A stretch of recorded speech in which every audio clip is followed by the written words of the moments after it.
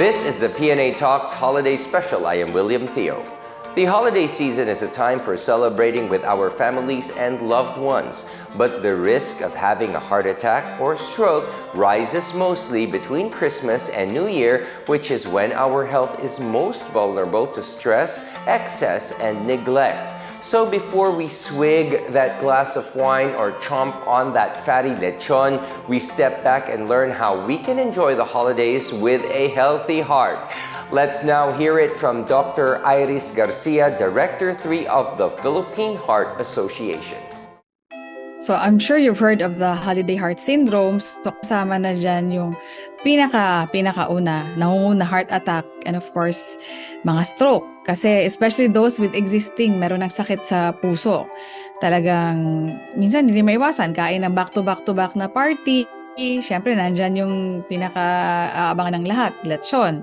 So lahat ng mga unhealthy dishes, siyempre nakakain kasi ang mentality, once a year lang to. So, isang taon, once a year lang ang Pasko. So, yun, kain ng kain. Of course, you have your high blood pressure spikes dahil due to the salty food that we're eating.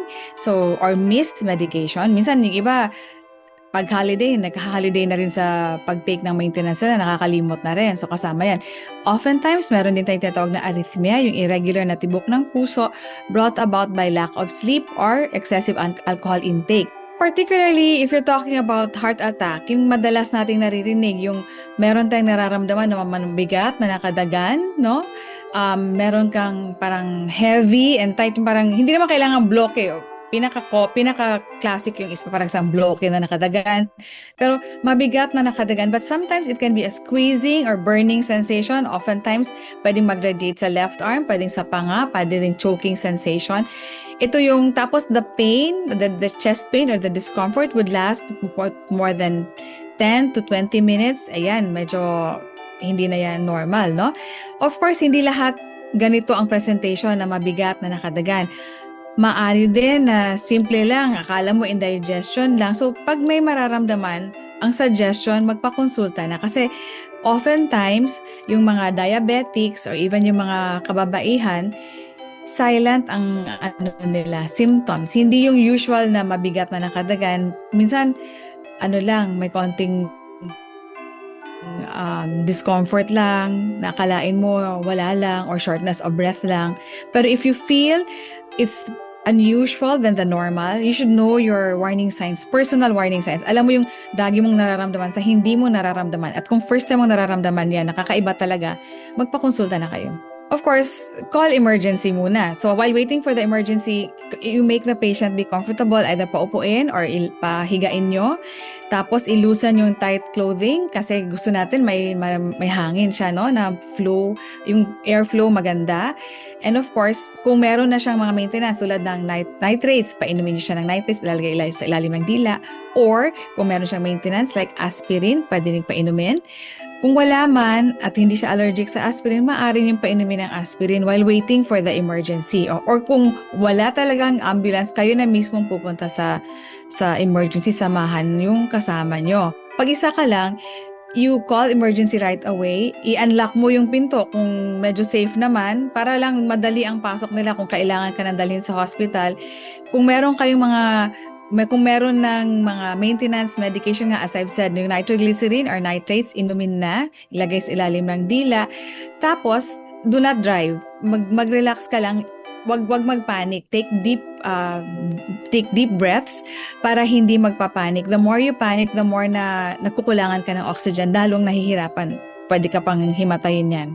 Kung in case lang na nawala na ng malay, somebody should perform cardiopulmonary resuscitation, which brings me to our advocacy again. Ipupush ko lang na ang nais natin sa Philippine Heart Association na lahat tayo marunong, or kahit isa man lang for each one household, marunong mag-cardiopulmonary resuscitation because this is a life-saving measure. We encourage everybody sana, if you can, to know and learn family cardiopulmonary resuscitation maneuvers. Kasi just in case lang, mayroon tayong magkaroon ng biglang tumumba dyan, biglang nagkaroon ng heart attack, alam natin kung anong gagawin natin.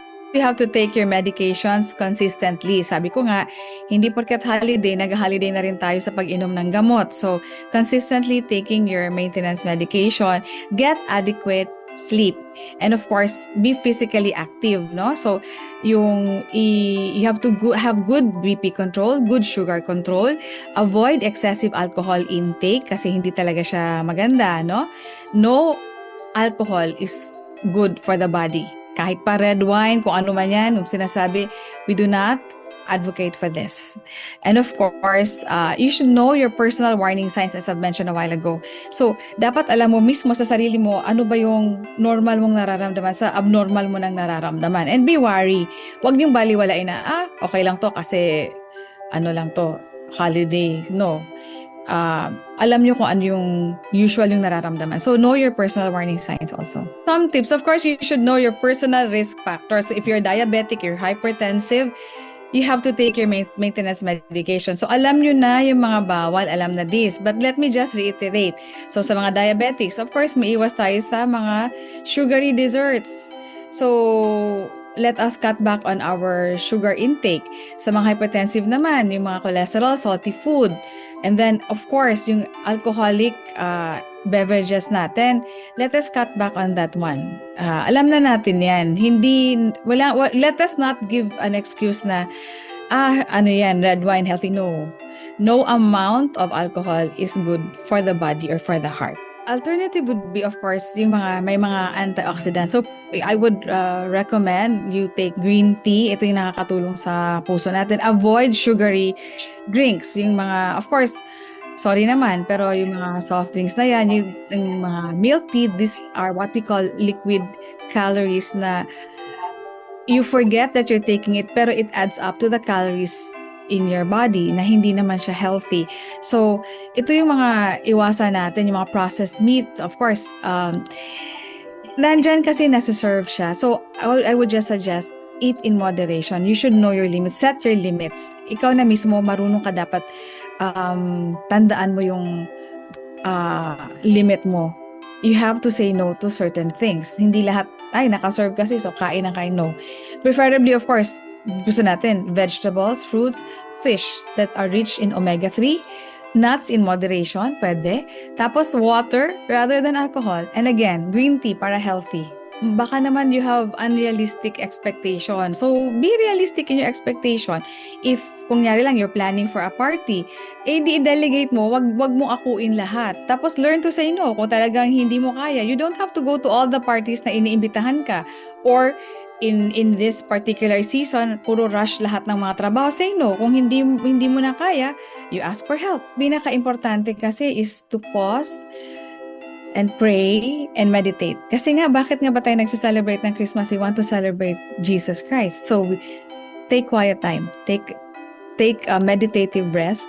Take deep breaths para lang to pause and help you with your stress. Ito yung importante. Connection is better than perfection. So, yun yung gusto natin. We connect with people. We connect with our loved ones. The best gift to ourselves is a good health. So, lahat ng mga sinabi nating tips, let's bear that in mind. Last pa pala but not the least, pray and meditate because the reason for the season is Jesus Christ.